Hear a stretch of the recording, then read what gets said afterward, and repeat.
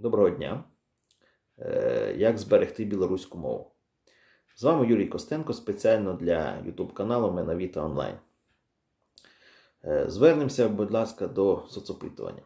Перш за все, в 91-му році 68% респондентів заявили, що вони розмовляють білоруською мовою в побуті. В 2020 році цей показник став 8%. Навіть страшно подумати, що буде ще через 30 років. По факту десь може бути значно менше, навіть, ніж 1%. Тобто білоруська мова стане як одна із зникаючих.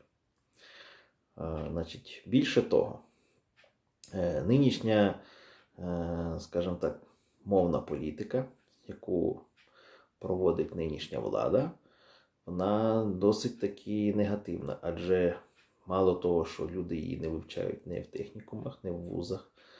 Ось, і вона вважається такою мовою людей із села. Вона не престижна, не дозволяє заробляти кошти. Але це не більш нічого, як звичайні російські такі настанови, які стосуються всіх мов, не тільки білоруської, навіть стосувалося і української, і там киргизької, таджикської і всіх інших. Ось. То це неправда. Більше того, я проводжу інтерв'ю з білорусами, вони розмовляють зі мною білоруською мовою, я їх прекрасно розумію. Прекрасно, на 99% це точно їх розумію. Ось. І мову потрібно зберігати. Це, скажімо так, ключова ідентифікація нації. Мова прекрасна, треба її плекати.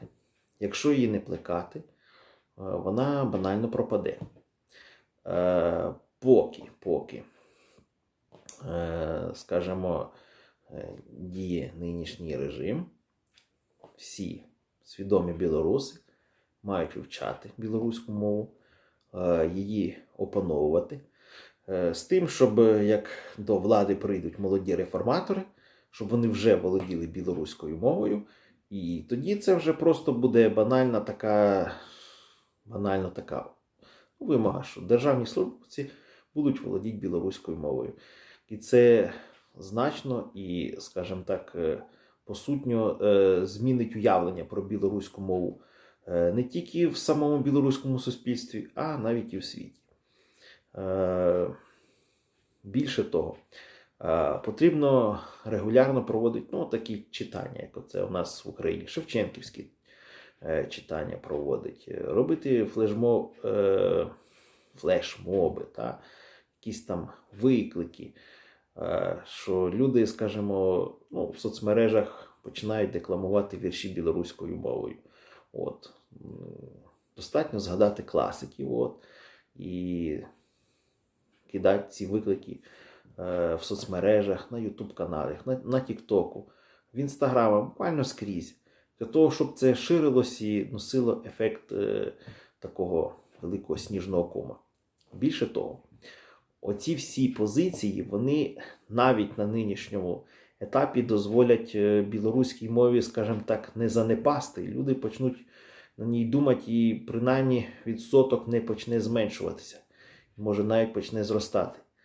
Це особливо важливо, якщо використовувати серед молодих людей. Молодих людей це якраз TikTok. В TikTok треба запускати, білоруський сегмент TikTok, щоб молоді люди думали не російською пропагандою, чи там англійською пропагандою, чи американською, а безпосередньо білоруською. Так, щоб були топові блогери, які білоруською мовою популяризують її. Це буде підтримувати і не дасть її зникнути. Будь ласка, підписуйтеся на канал, ставте лайки і коменти. Все, з вами був Юрій Костенко, спеціально для каналу Менавіта Онлайн. До побачення, нехай щастить. До нових зустрічей.